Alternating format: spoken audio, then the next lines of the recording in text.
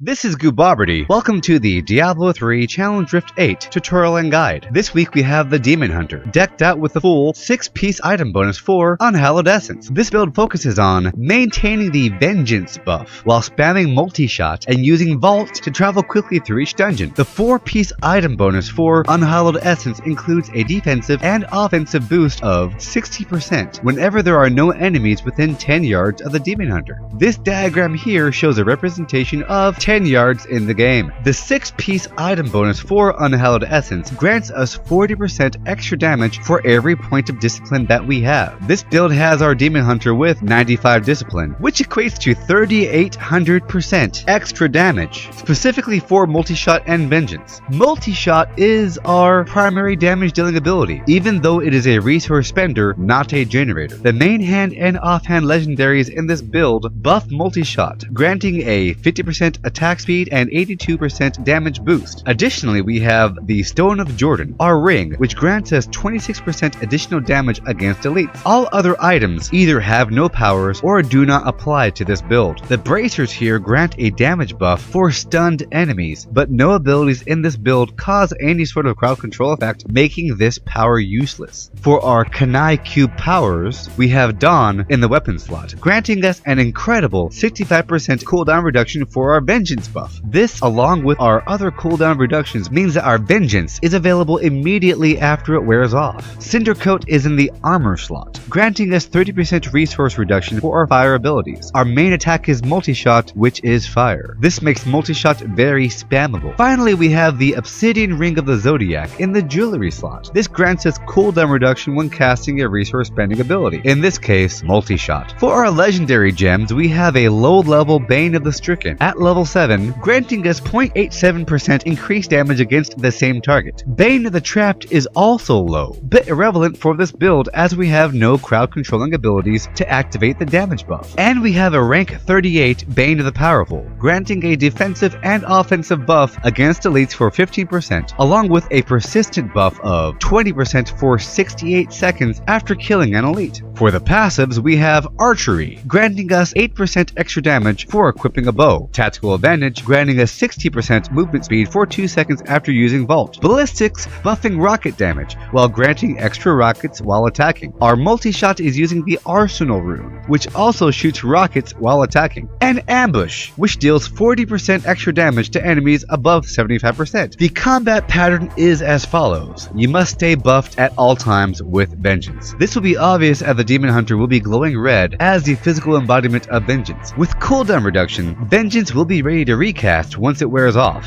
Vengeance grants a 40% damage buff while casting free piercing shots and rockets, dealing 60 and 80% weapon damage respectively. In between combat, we are tumbling as much as possible, being mindful to not drain the discipline pool too much. If discipline is low, cast preparation for a quick 30 discipline. Combat consists of just casting Multishot. If everything works out, you should never have to use evasive fire. Multishot is spammable due to the resource cost reduction of the Cinder Coat power. Multishot deals 360% weapon damage in a cone in front of the Demon Hunter while casting 3 rockets, dealing 300% weapon damage each. Remember, Multishot and Vengeance are doing a massive amount of damage from the 6-piece set bonus. Every point of discipline grants 40% extra damage. We have 95 discipline. This equals 3,800% extra damage. For elites, we recast our companion wolf. This initiates a wolf howl, granting us a 15% damage buff for 10 seconds. One very important thing to note here, this build is very squishy, so play smart, using Vault to move away from danger. Bees, arrows, fireballs, explosions, charging bulls, all of these things one-shot our Demon Hunter, so keep moving. And onto the maps, we have Floor 1. This is a basic level with 2 elites and a defensive pylon towards the end. Keep the speed up and maintain Vengeance at all times. The defensive pylon will carry through to the next floor all the way until the first elite. Floor 2 is larger than the first, but much of it can be skipped. There lies an elite down below, but this monster group is out of the way. In our efficient route, we have 4 elites and 2 pylons, a power pylon and a conduit pylon. These 2 pylons will be effective all the way until the end of this floor. Our last floor is Floor 3, much shorter with the Rift boss popping after the second elite group. The main boss here is Zoltan Kul, which should be quick work as long as you remember the fundamentals, as shown in this tutorial. And now to put these skills in practice, let's dive on into Diablo 3 Challenge Rift 8. 8. Hold on to your butts and let's do this. Hold on to your butts.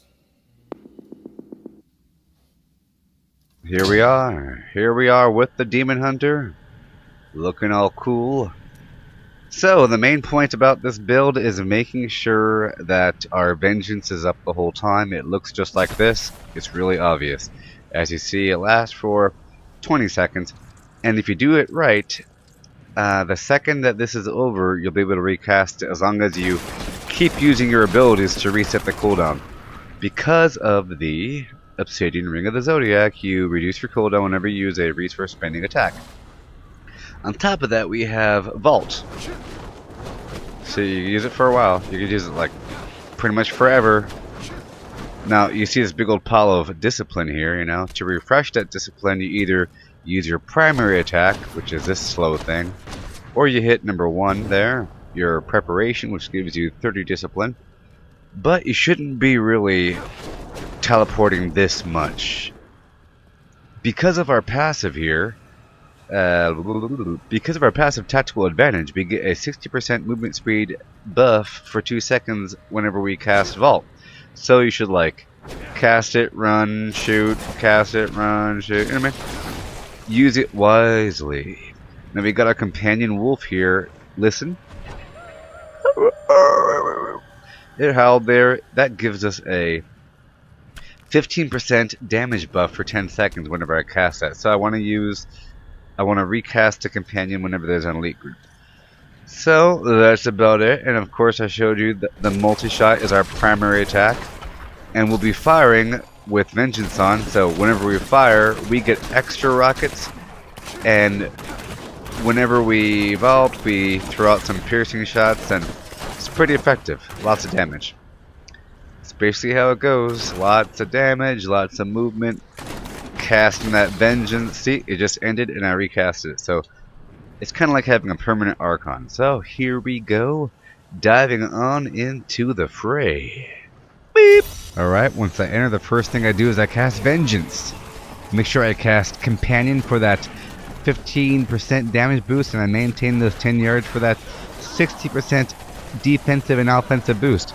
Keep moving down the hallway with Vault, making sure to cast Preparation when necessary to get that discipline back up. Remember, discipline equals power in this build. More discipline, more power. Keep on moving, keep on attacking. Be wise with your conical attacks. Second elite right here, attack from a distance. Maintain that spread with your multi-shot. Kill it up quick like and get those orbs. There's a defensive pylon right here. Attack from a distance, moving down the hallway. Move down the hallway, the exit is right here. First floor is complete. Second floor starting. Lots of enemies towards the beginning, zigzagging around. Kill these enemies, a big pack of them. Kill them up. You want to go ahead and cast your companion right about now. That'll give you a 50% attack boost.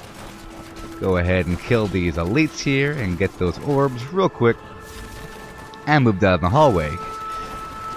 Collect up this trash, zigzag around, and then there's another elite right here.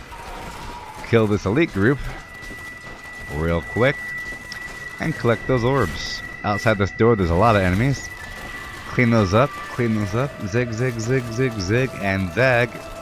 Kill these guys on this upper platform from right here. Collect the power pylon, move down to the base of the stairs and clear out this room as much as possible. Elite pack right here. Go ahead and clear them out, get those orbs, go up to the top of the stairs right here. Kill as you go. There is a conduit pylon here. Want to take both the conduit pylon and the power pylon up through to the end of this floor. There is a boss right there. Go ahead and clear them out. Get those orbs as fast as possible. Shoot off to the side here and then quickly leave. Want to carry that pylon through to the next level. Here we are. Kill from down the hallway. Maintain that distance. Right here is a pretty tough elite group. There's some bulls in here, some bees, and some bombs. Kill them up, and then you want to keep vaulting away from the danger when you can. Be brave. But also, don't be brave. You will die. Get those orbs and keep moving. Attack down the hallway. Attack down the hallway. Keep on going. If you don't kill these guys right here, then you will have to fight the main boss further in the dungeon, and we don't want that. Kill this last elite group. And once they die, the main boss will pop right here. Here he is, Zoltan Cool. For this guy, you want to keep on moving to a certain degree because he will cast magical attacks at your location. If you stand still, you will die from either the ceiling or the whirlwind. And that's it. The par time was 520. We got 251 just about. My best time was 243.6. And as you see here, that is currently rank 32. I'm trying to maintain rank 50 by the end of this week, so you get on the Blizzard leaderboard at the end. Well, that was it. Thank you for watching. Please stick around for next week for Challenge Rift 9. And in the meantime, like and subscribe. The Gooboberty way.